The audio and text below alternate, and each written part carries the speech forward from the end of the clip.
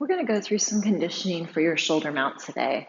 Oftentimes, we don't think about how clean our shoulder mount is. Once you get it, same with our inverts, you get it, you're excited about it, and then it becomes about the next trick. And so I see a lot of students when we're doing a combo in class, they just want to get their butt up there however they need to, by whatever means necessary. So it's kind of sloppy. And while you're doing that invert, that shoulder mount, you're thinking in your mind, I need to work on those. And then you move on to the next trick and you totally forget about it, never come back to it. So that's why I encourage you to do some conditioning. I use it in my training. I use it in my classes. I use it with all of my students that I work with, especially those that are doing competition prep, because what you do in practice, you're going to do in performance. If you're practicing with sloppy technique, when you're tired, when you're stressed, that's what your body is going to go to, okay? It's not practice makes perfect, it's perfect practice makes perfect. So if you're practicing your shoulder mount with floppy knees, poor form, poor technique, when you're doing a performance, a competition, as much as you would like to think you're thinking point your toes and straighten your knees, generally speaking, you're just thinking survive the routine, okay? There's so many things going through your head, you're stressed, endorphins, everything. So if you work on these things in practice and your conditioning, when it comes out of performance, you don't have to think about it. It just becomes a reflex, okay? So we're going to go through some conditioning. I would encourage you to put these either at the beginning of your training or at the end of your training. Spend 5 minutes. It really doesn't take much. Start small and it starts building a practice. So if you're new to shoulder mount, either A, have never tried it before, or just not very strong with it. I do have a full tutorial that breaks down in more detail how to work on your shoulder mount. So if you've never touched a shoulder mount, not even sure where to start, please consult that tutorial because I'm not going to go too much in depth into it today. I'm just going to go through the conditioning. Okay, so if you are a pre-shoulder mounter, not there yet or have not successfully done it without a spot, okay? These are the exercises for you. You're going to do 2 of them. You're going to do 1 standing, you're going to do 1 laying on the ground. Okay, so first one, standing, put your shoulder to the pole in your position. Think about a string coming from your chest and you're going to lift. Okay, so alternate. Pick a number. Okay, all of you, regardless of what level, 1, 2, 3, beginner, intermediate, advanced. It might be 3, it might be 5, it might be 10.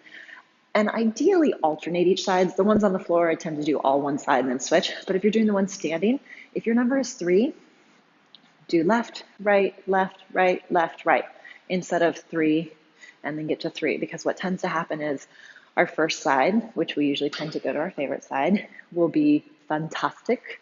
And then you're fatigued and it's already a weaker side, or you get distracted, or you run out of training time, or you have to go home and vacuum your cat, whatever the reason is, okay?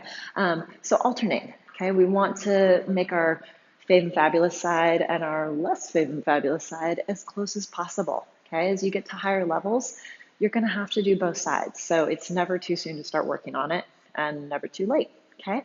So if we're a pre-shoulder mounter, alternate, lift, lift.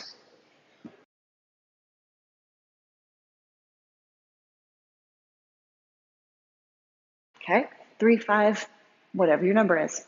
Then you're gonna take it down to the floor.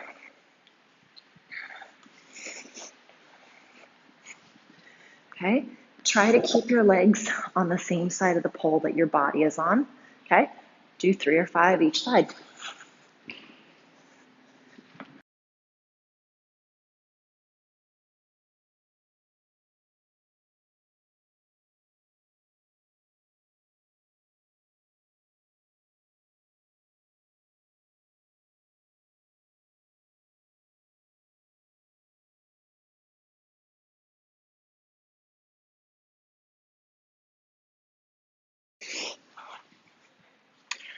So for these floor ones, if those are nearer to you, ideally straight legs. If you're still developing the core strength, feel free to do it with bent legs. If you start to feel it in your low back at all, that usually means your abdominal muscles are fatiguing. Bend your legs or ease off, okay? You don't want to injure yourself. Evenly work both sides. That was our level 1, okay? If you're either a pre-shoulder mounter or still working on strengthening your shoulder mount, not consistent or not able to do it without a spot, those are the exercises for you. If you have a shoulder mount, you're going to work on taking it up. Your knees can be bent, your knees can be straight depending on what your level is, okay? My rule of thumb is your knees are either all the way straight or all the way bent, okay? I shouldn't look at it and wonder which you meant to do, okay? So it's either completely bent or completely straight with the knees engaged, not a floppy knee, okay? So if you are new to straightening the legs, maybe try to get your first one with the knees straight. And then after that, they go to bent knees. But challenge yourself. Try to do as many as you can with straight legs and then go maybe the next set with bent. So with these, pick your number. Alternate both sides, 3, 5, 10, whatever your number is, okay? So that you don't do all of your favorite side first. Okay, so either A, knees are going to be bent and then open, or they're going to stay straight the entire time.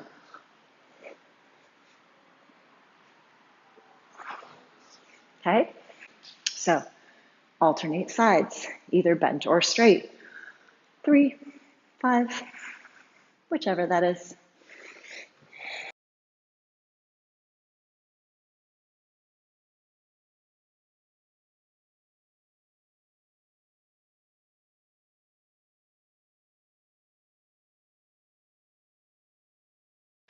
All right, so next step, if you're able to do those shoulder mounts to get the hips up to at least head level, if you are an intermediate advanced shoulder mounter, you're solid with taking it to the pole. You're not just going to get up with the legs straight. You're going to think chopsticks back down, like chopsticks as in like trying to grab, okay? So straight legs up, shoot up to a pencil, back to your straddle, and down. You can do them aerially. You can do them from the ground, okay? So straddle, up, straddle, down, okay? If you can do them without touching the floor in between each time, more power to you, okay? Alternate sides.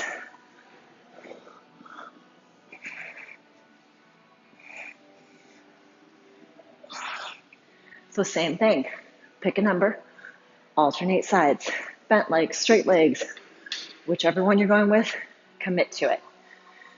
So try adding these shoulder mount conditioning exercises into your training. Take 5 minutes. It's not a ton of time. Think of it as your warm up.